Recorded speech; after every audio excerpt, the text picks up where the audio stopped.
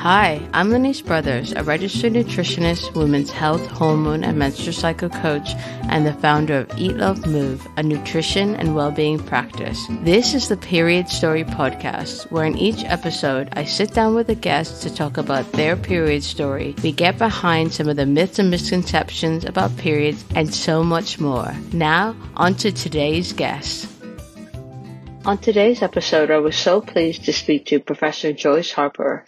Joyce is the Professor of Reproductive Science at University College London in the Institute of Women's Health, where she is also head of the Reproductive Science and Society Group and Director of Education. She has just written a book called Your Fertile Years, which will be released in April 2021. Joyce and I had a great conversation about breaking taboos around what we call our genitalia, sex education, fertility education, the importance of body literacy, and not over-relying on menstrual cycle apps. I'm so excited for you to hear our conversation. Welcome to the show. Hi. So the first question I always ask my guests is, tell me the story of your very first period. I think this is such an interesting question and really important for all of us to revisit.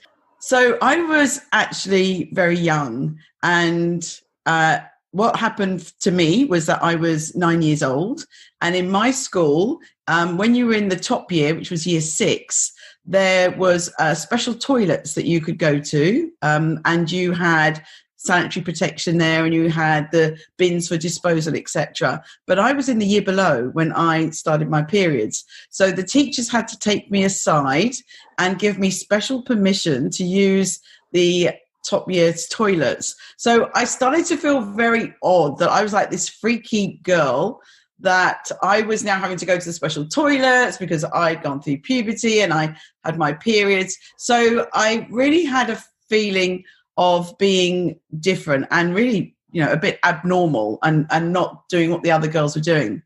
And so for me as well, I'm sure I'm not the only one who then became very aware when I had my period at school about leakage. I definitely had a couple of times of leakage, worried about smell, etc. And again, being the only one who was doing that in that class, no one had seen it before. So I did find it very traumatic being so young.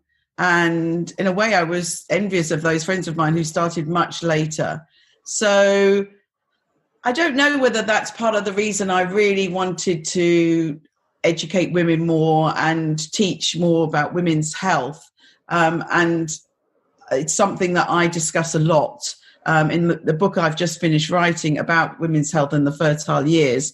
I've written quite a lot about periods and how we deal with them. And one thing I'd love to do is to do some more work in how women globally deal with having their period. So I think it's a really important topic that we need to discuss. So when you got your first period, was it at school or was it at home? I'm pretty sure, I was really trying to remember, I'm pretty sure I was at home. I have 3 older sisters, and I seem to remember, I asked one of them recently, she can't remember, but I seem to remember, going to them. And we also lived with my grandmother, and she was great and really open. So I definitely remember talking to her.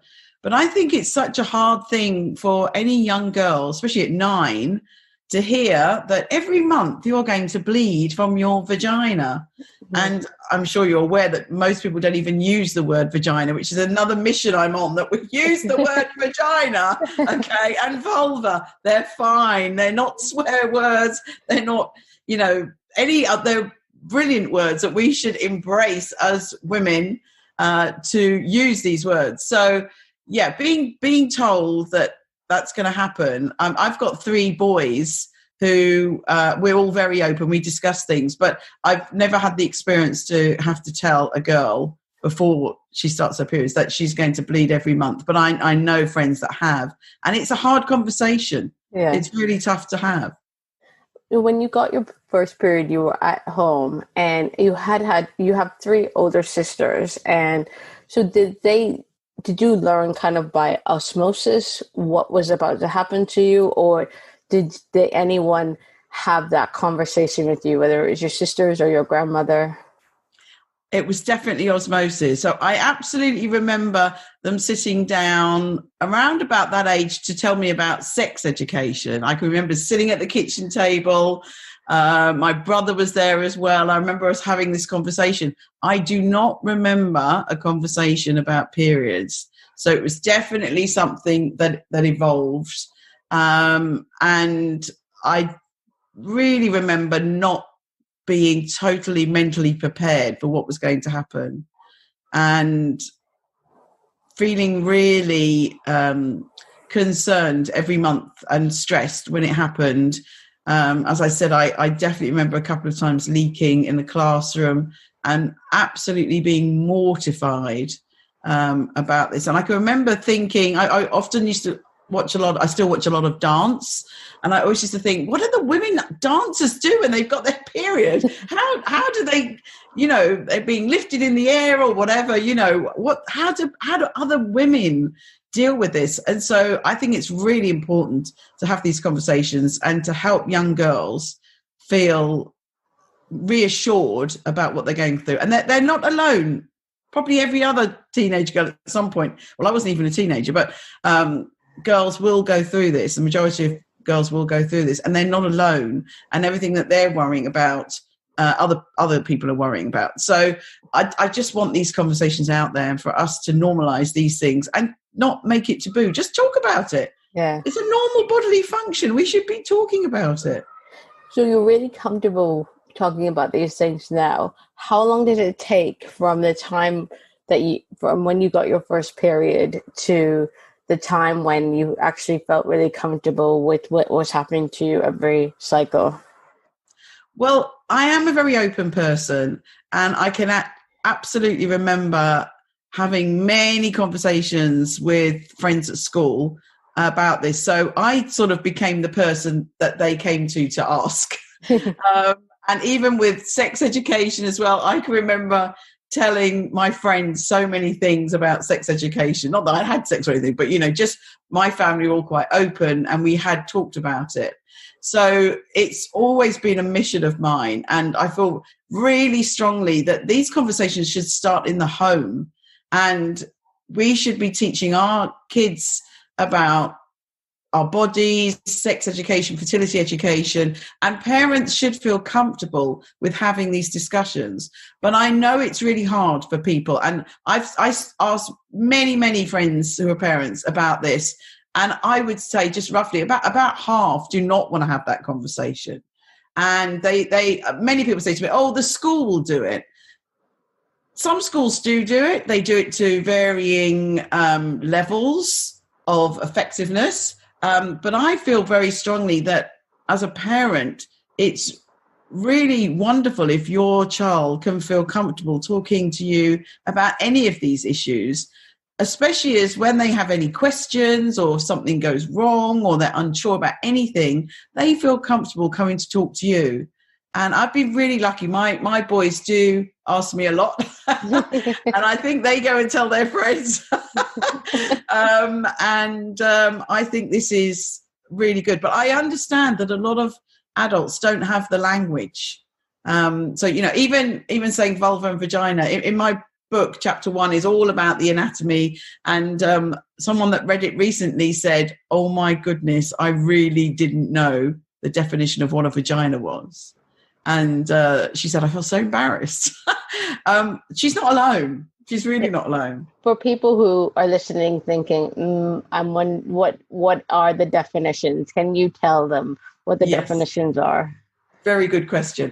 So the vagina is just the opening and the tube that's internal.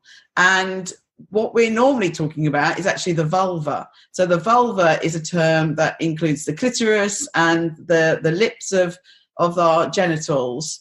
And so, we normally call the whole thing a vagina. And I just wonder whether, to make life easier, that's what we should rebrand it. But officially, for our medical textbooks and our biology, the vagina is just the opening and the tube, and the vulva is everything. Why do you think people are so uncomfortable having these conversations? And, why do you think that so many parents, you said, want to kind of abdicate the responsibility of this to the school, of having these conversations? I just think it's historic. I think we've been in a culture where sex is taboo, pregnancy is taboo. Very few people tell anyone if they're pregnant in the first 12 weeks. They just don't tell people because they worry, something goes wrong. If something goes wrong, your friends and family should help you. So, as I said, I know not everyone is as open as I am, but I really want to try and change that. I think we're a lot better now. We've got a lot of programs on TV and social media and the internet. We do talk about things more, but we're not there yet. We've got a long way to go. And because historically we've never talked about these things, as I said, people don't have the language. They haven't become comfortable with those words, so they don't know where to start. And what I always tell my friends is that this is a continuous dialogue. Talking about sex and periods and everything is not just, it shouldn't be a one-off conversation. As I said, I can remember that one-off conversation with my family, but it should be continuous. So in my view, when we've got toddlers and with the boys, we should call it a penis and we should call it testicles. With a girl, we should call it vagina and vulva. And when they say, ask questions, what's my penis for? It's to make babies. I was in a brilliant event last year at the Eve Appeal, and the Eve Appeal have been doing a lot of work of using the correct language because they deal with female cancers, and they said if women can't even identify what's normal in their anatomy, then when things become abnormal, they're not aware of it. And it was really interesting. There was a woman on the panel who has been very much involved with sex education, but she said when she goes into a nursery, she has been asked to, she doesn't call it a vagina and a vulva. Everyone went, we were like, oh my goodness, even this important woman is not using the right terms at a young age. And I think that's crazy. And she said that some of the parents will be offended. And I think we need to get over that. We need to not worry. It's not an offensive word. Yeah. Vagina or vulva, either of them. So I think we need to get it out there. We need to normalize it. And there's many of us on campaigns to try and get this. I wrote a post last week that the image just said vagina. One of my friends said, I get these Instagram posts of all these lovely pictures of scenery or food or something, and yours comes, it just says vagina. I think we've got to normalize it. So we should stand at the top of a high point and shout out vagina and period and menstruation and absolutely normalize it. But it should be a dialogue. Yeah. So we shouldn't have young girls thinking, when did I have that conversation? It should just be that it's evolved through their upbringing and age appropriate. I don't think we should be teaching 5-year-olds about sexual intercourse by any means, but as children age, we can teach them age appropriate things for them. So puberty, absolutely, before they go through it. Things like wet dreams for boys, these need to be before they have a wet dream, which can happen a few years before puberty. And then when they reach teenagers, then about sexual intercourse, consent, good relations, healthy relationships, all those things. So I think that's how we should do it. So for parents who feel slightly uncomfortable having these conversations, what you're saying is start slowly, start with the age appropriate conversations and the age appropriate language, and build your own comfort around this topic as your child gets older, so that they're not, when they're teenagers, you don't have to sit down for the big birds and the bees talk. Absolutely. We're making it hard for ourselves if we're doing that. And then you think, when should I do that? But if it's been a gradual, I had one case recently that I think that the children were in year 6 and they'd learnt about pregnancy and delivering a baby. And the girl came home and said to her mum, they told me at school that the baby comes out of my vagina. And the mother turned around and said, no, they come out of your belly button. I mean, why would you teach an 11-year-old child the incorrect information? And my view had always been, if they're old enough to ask the question, they're old enough to hear the answer. But how much you tell them is, you know, I've been asked by teenagers before about male sex or female sex.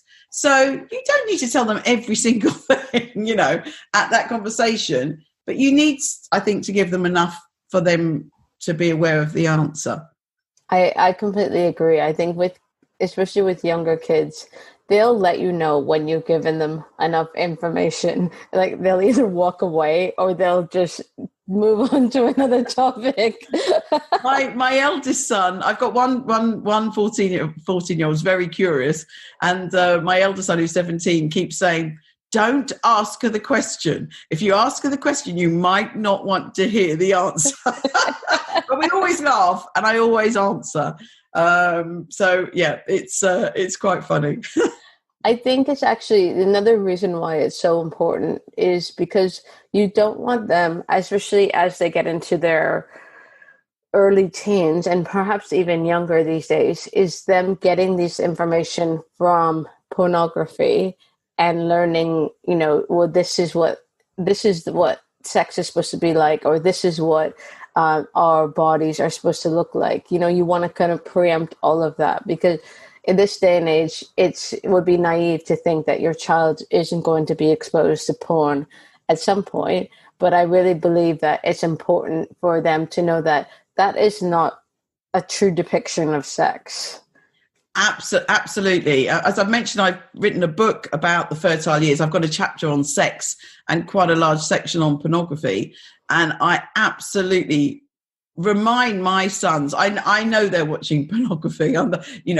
The majority of children, of teenagers are, unfortunately. You know, when I was young, you couldn't have access to this material. They used to be magazines that were on the top shelf of a shop, or porn videos were, so, you know, something that were hard to buy. A child couldn't buy that. But we have to realize that all of us have access to pornography at the touch of our computer. And if you put any word into the computer and then click on images, any sexual word, click on images, you will get bombarded with graphic images, pornographic images. It's one click away, literally. And parents have got to understand that. And then they try to use filters and things like that. But kids get around all of that. So what I believe is that we need to talk to our children about pornography, remind them that this is not real life and this is not how we have a healthy sex life. There's often violence, especially against women. The women, that the act they do is not what most of us would do. There's no I don't think there's any, I don't know, I haven't watched any, but I don't think there's any discussions about consent. And the women, unfortunately, are often, you know, very either surgically enhanced or, you know, filter and photoshopped enhanced. So this is a real problem for young girls, because they'll see these women in these videos and they've got very trimmed labia, they've got no pubic hair, their breasts are a certain way. And the girls might look at themselves and think, well, I don't look like that. I don't look like that. So there's something wrong with me. And that's a huge problem. So I'm always reassuring people, and this is in my book as well, that this is not normal on any level. It's a fantasy, and that's not how a woman should look, and that's not how we should behave in a normal sex life. So it does worry me that how much a teenager's brain could get altered by watching these images. So I think porn is a real problem. And then the young girls that go into the porn industry thinking they're going to be this glamorous actress, and the way that the guys treat them. I've seen some terrible documentaries about how the teenage girls are treated and then discarded. And so it's a terrible thing. And the whole trafficking thing, you know, it just seems every day you hear about some other women being found or whatever. And so I do, what really worries me is I do think this is getting worse. So I think we've got to try and really reduce the negative impact of this on our future children, our children. And I don't know how we do that. It's such a terrible situation we've got to. I think the heart of it is having comfort in yourself to be able to have these conversations. And it's like, I think about the movie, I don't know if you've seen it, Meet the Fockers. Yeah. And so for those of you listening who haven't seen it, Barbara Streisand, she plays this sex therapist, and she's always talks about how she's had been having these conversations about sex with her son from a young age. So she's very open, very free. And also the show Sex Education, where Gillian Anderson plays the sex therapist, and it's a similar sort of thing. Unfortunately, they play both males on the show as being a bit neurotic because of this. But I think in real life, the child has the benefit of these conversations and knowing that, they can be open and go to their parent with anything. I've watched both of those with my kids, and especially the Sex Education with Gillian Anderson. I think it's fantastic. I learned something on it. I'm like, wow, I didn't know that. Like the way in Sex Education that they dealt with certain really important topics that probably children wouldn't learn about at school. One of the great storylines was the girl that had vaginismus, which is a problem where the vagina is really tight. So she was trying to have sex and she couldn't have sex. And they actually went through even the treatments where they use little dilators to try and open up the vagina. And I just thought that was great. They did it in a really good and sympathetic way. It was brilliant. When you watch something, you think, oh, that's just so good. There are going to be young girls that are affected by that. And I think the same-sex relationship stories they had were really good. Sex Education's been a big thumbs up for me. And I think Series 3 is coming out soon. Yeah, I'm really looking forward to that. Yeah, I really encourage people to let their teenagers watch that and watch it with them. And I hope people feel confident enough to watch it with them and, laugh about bits and talk about, open discussions. That's one good really way of doing it. Yeah. So going back to the work that you do and your period journey. So you were very comfortable as a teenager and you had the conversations with your friends at school. And then when you think about your relationship with your period, you said at the beginning it was very uncomfortable. How would you describe your relationship with your period and menstrual health now? Okay, so I'm postmenopausal now, and I would absolutely say that for me, not so much the period, but the whole menstrual cycle was something, especially with hindsight, looking back, was something that was a huge influence on my life, on my daily life. So for me, I know not all women are affected by the fluctuation in their hormones, but for me, I was. And even when I was on the pill, when it came to, the few days before my period and having premenstrual syndrome, I definitely had that. And I was on the pill for quite a long time, way over 10 years. And I don't know whether the pill had made it worse. Sometimes it makes it better. But I really feel now I'm postmenopausal. I think one of the wonderful things of the menopause is that your menstrual cycles stop, your periods stop. And I feel now much more sane. I don't know if you've ever heard a postmenopausal woman say this, but so I think for women, when they're free from their menstrual cycles, free from worrying about fluctuations in hormones, free from worrying about contraception, and at this stage, for me, it was an absolute new lease of life. And I felt absolutely fantastic since my menstrual cycle has stopped. And I agree that most people going through the perimenopause, there'll be some little, some symptoms and things that they'd have to deal with. And so for some, it can be really severe and they might need some treatment. But for the majority of women I see postmenopause, actually not having your period, I mean, having a period is tough. You know, it can happen when you're out, when you're not prepared. How many times have all of us had a woman come up to us and say, have you got a spare tampon? Have you got, you know, and I love the menstrual cup and I love the menstrual pants. I think those are great inventions now that women can help deal with the periods. But for me, that fluctuation of the hormones as well was really tough. So actually, when I became postmenopausal, I contacted my boyfriend, who I lived with for 10 years in my 20s and early 30s. And I said to him, I'm really sorry. I think I was a bit nuts when I was, you know, with you and on the pill and my menstrual cycle. And now I feel so sane. So looking back, I mean, obviously having a period and a menstrual cycle is something we have to embrace as women. And I know some women who love having their period. They feel it's a sort of reset of their body. But we're all different.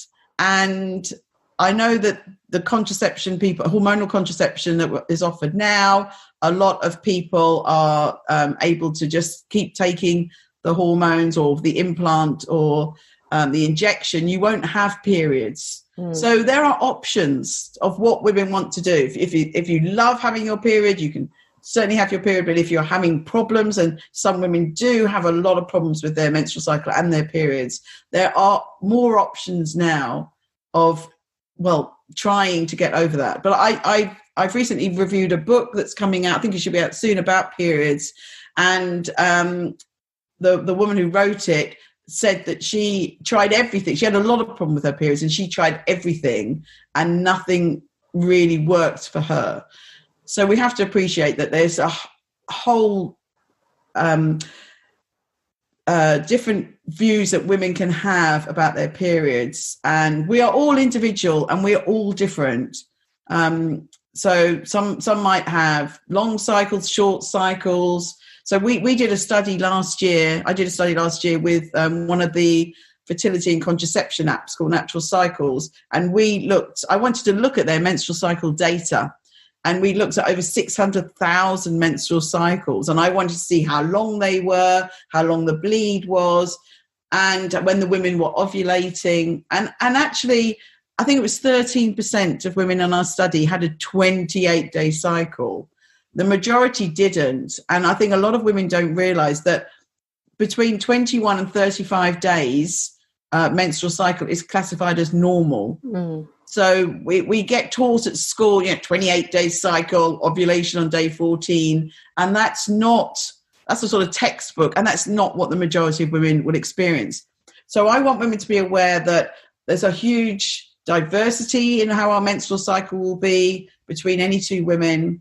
And also something very important, I think the invention of menstrual cycle apps is great because women can get some idea about when their next period will be and help plan a bit, and knowing if they're feeling a bit stressed that it might be premenstrual syndrome.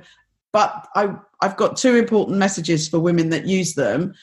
They shouldn't get stressed if their period doesn't arrive on the day the app says it's going to do, because we're publishing a big study soon. We're just writing up the data. We used 10 apps and we had 5 fictitious women that had sort of very common types of menstrual cycles, and we put all the data in apps and we've been analysing them.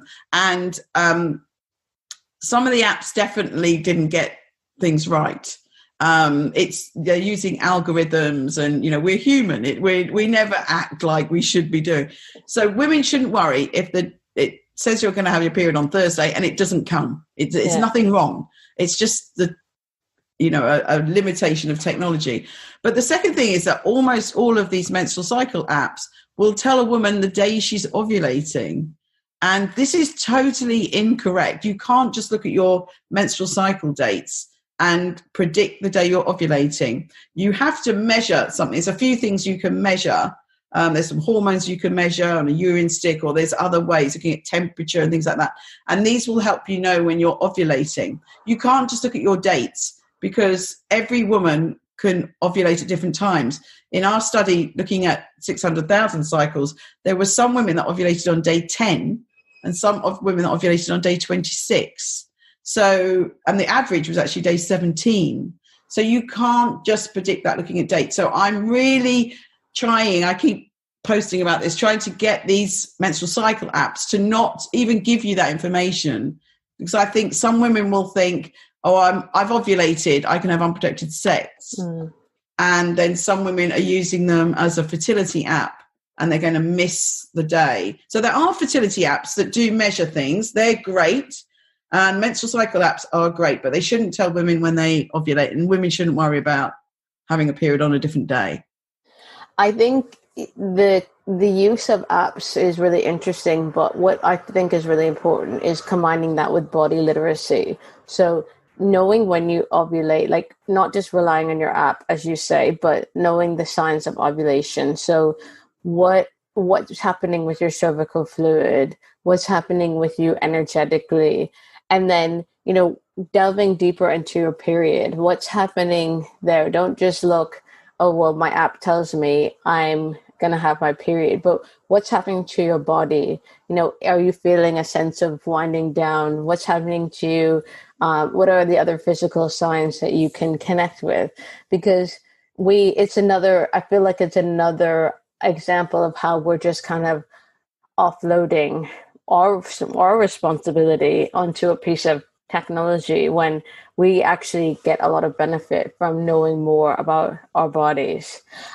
I want to ask what you said. You said that you talked about 28-day cycles, and in that study, only 13% of women had 28-day cycles. Where you said a textbook definition, but where does this idea of 28-day cycles come from? It's one of those historic things that gets put into a book. There would have been a study. I have looked at some of the old studies, but there were a lot of the early studies on the menstrual cycle. Someone along the way had decided to pick women of 28 days. It's sort of, 28 days. It's people like rounding things up, and it's, we've got the lunar 28 days as well, and we've got 28 days fits nicely into 4 weeks. So some of the very early studies, the scientists doing them had decided to pick women with 28-day cycles of normal body weight to do their studies on. So if you pick those sorts of women, most of them might ovulate around day 14, 15 for sure, but they were often small studies. And as I said, they've picked a very narrow range of people. So those early studies didn't appreciate that women are so individual and diverse and that we all do different things. So now, once these things get put in books and then taught, and it sort of escalates, and trying to undo that is one of my missions, but it's really tough. So, it's historic early studies that were done, and they obviously had to pick one group of women to do them on because they didn't want too many variables. So in my book, I'm covering all of this, and I'm trying to get women to understand the science behind their bodies. But as you just said, I totally agree that I think women should learn about their bodies, learn about what happens when they're ovulating, their cervical mucus. I think the two most important things of our menstrual cycle are our periods and ovulation, and they're not hard to understand.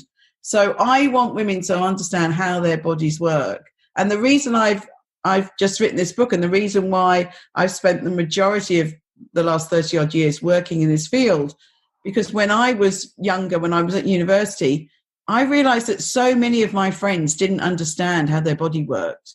They didn't understand what was really happening in a period. They certainly didn't understand ovulation. They didn't understand how contraceptions were working, or about sexually transmitted infections. So I've always wanted to write a book. I did start writing a book in 1987. I wish I was joking, but I didn't. I did start writing a book to explain to women how their bodies work.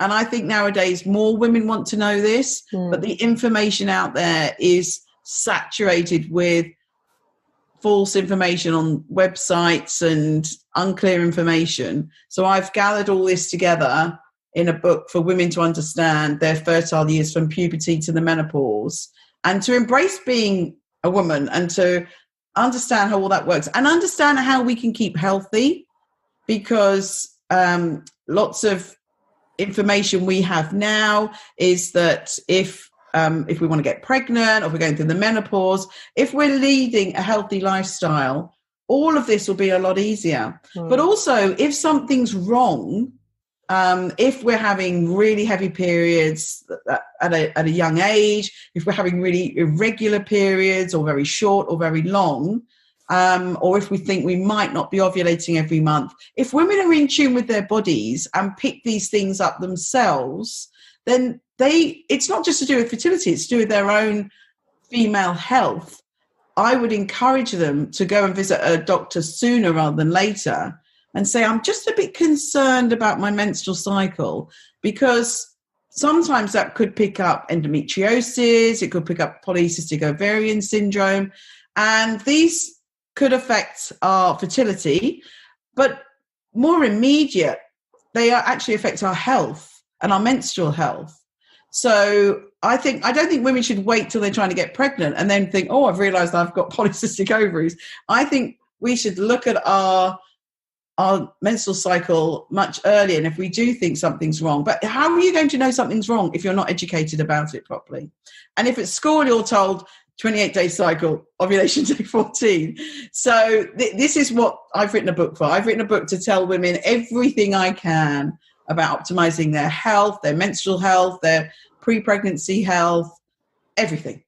You said something that I wholeheartedly believe in. So how are you supposed to know something is wrong if you're not taught what is normal and what isn't? And I see that all the time. We have these cultural messages that having period pain is normal.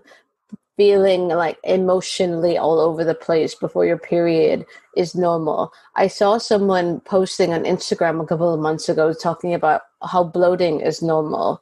And I just, all of these messages that we receive, and where we then internalize and think, well, that's normal, so I just have to live with that. So I love the fact that you coming out with a book of all of this. So tell us more about the book, when it's coming out, if it's not out already, and when we can get our hands on it.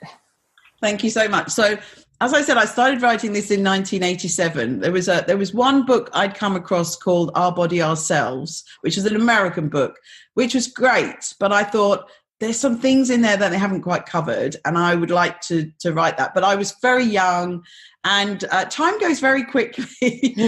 So around about 7-8 years ago, I've been working in the fertility field the whole of this time. I started my career as a clinical embryologist, working in the lab in a fertility clinic, helping people get pregnant. And then I've been doing research to do with fertility since then. And I'm Director of Education at the Institute for Women's Health at University College London. So I'm absolutely passionate about educating our future professionals, but also women. So about 6-7 years ago, I set up a website called Global Women Connected, and wanted to have a place to start discussing these. And so I still post a lot on there, and it's been really good to help me think about what women want to know. But a few years ago, I thought, I think I need to write that book. I really do. So I wrote it a couple of years ago, and I actually covered it from birth to death. It was a whole women's life course. Had some trouble trying to get it published. And basically now it's going to be published with Hodder. Today is actually an important day. Today's the day I send the final manuscript to my publisher. Wow. I think it's a good omen. So I'm just finishing reading the last bits through now again. So Hodder will be publishing this book in early next year. And I'm absolutely on a mission to go to book clubs, go to women's groups, lecture to women and men. It takes, fertile years affects men as well. It takes 2 to make a baby. And so I really now want to spend the next years of my career doing more events, getting all of these things out on the table. So the book starts with your anatomy and a bit about puberty. I talk about female fertility decline. So unfortunately for women, the quantity and the quality of our eggs starts to go down. And that's a whole other podcast. But from the age of about 35, even though we may feel wonderful, our fertility definitely is decreasing. And again, women are getting false information about this. We're seeing celebrities have children at 50, but it's not real. It's really not real. So there's a lot about female fertility decline, but I've got chapters on contraception, about sexually transmitted infections, pregnancy. I've even covered the menopause. I've talked about egg freezing. Some women feel that maybe egg freezing might be the answer to put their fertility on hold, so they can delay being a mother. So I've talked about the advantages and disadvantages. So I'm really looking forward to it coming out, and I want to get this message out there and help women understand how their bodies work, and how they can be healthy and really look after themselves. Sounds so exciting. Well, we'll have to get you back on when the book comes out. I can't wait to read it. What message would you want to give women about their menstrual health, their hormone health, their fertility? What any of those areas? What message would you want to leave women with? So I talk about the 4 pillars of well-being to live our life for men and women. So we have nutrition. We really have to look after our nutrition, healthy, 5 a day, not processed food, etc. I'm not a fan of any of these wacky diets. They come and they go. I've tried them all over my lifetime. So we've got nutrition, just sensible nutrition. There's no pill you can pop, a fertility or menstrual cycle vitamin cocktail that's going to change everything. We should be healthy. The second is exercise. I'm a huge, passionate exerciser. I'm a qualified aerobics teacher. I don't teach anymore, but I used to in my 20s. And I'm an ambassador for This Girl Can, the UK scheme to encourage women and girls to exercise. Then we've got sleep. Sleep's really important for our well-being. And unfortunately, some people now sit in bed with their phones or their gadgets on social media and blah, blah, blah. So we've got to make sure we get enough sleep. And finally, it's our mental health. And we've got to look after our mental health. So we've got to keep stress, anxiety, depression in a really good place and look after that. So I would say to any woman, if you're looking after your well-being, you should really help your menstrual cycle. You should hopefully reduce your PMS if you're experiencing it. And then when you want to have children, if you want to have children, you'll be prepared. This is all the preparation that you need, is to be living a healthy life. And then again, if you're pregnant, the same things apply. And then preparing for the menopause, again, I would say the same things. I think unfortunately a lot of women drink too much alcohol, and then they say, oh, I'm feeling depressed and I can't sleep. And, well, how much alcohol are you drinking? Oh, every day, and half a bottle. And, so all of these things, if you're smoking cigarettes, if you're eating poor food, all of these things will affect our general health, but especially our menstrual health, fertility, pregnancy, and menopause. So that would be my biggest message.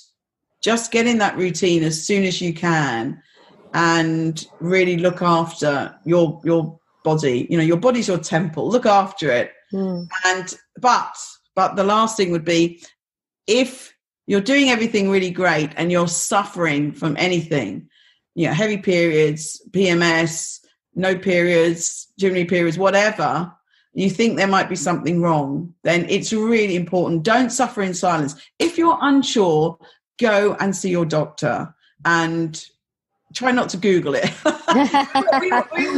we always do. But please go and see your doctor and get it checked and be safe rather than sorry. Just check it. And it's better to check it sooner rather than later. That's brilliant. So really don't guess, get it checked. I love that. That's so important. Don't be beholden to Dr. Google. If listeners, they're listening to what you're saying, they really connect with what you're saying, how can they find you to find out more about the work you do? So I do a lot on social media. On Instagram and Twitter, I'm at Prof. Joyce Harper. If you Google me, you'll come to my website as well.